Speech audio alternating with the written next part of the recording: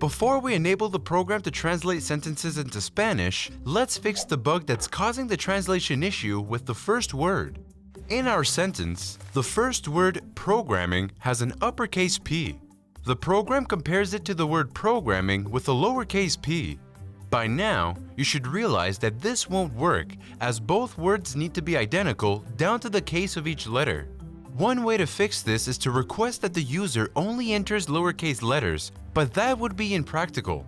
Instead, let's use a special instruction to convert uppercase letters into lowercase ones. This instruction is called to lowercase. The way to write it is quite different from the other instructions that we've seen so far.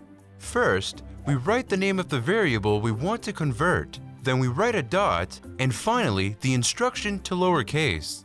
Like the number instruction, the to lowercase instruction will return a value that we must save in a variable. So let's say that the variable word holds the value programming with an uppercase P. After applying the to lowercase instruction, we get the word programming with a lowercase p. Note that this instruction does not affect letters that are already in lowercase.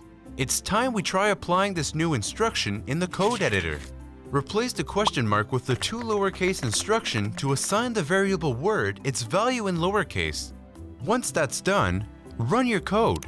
The first word of the sentence should now translate properly.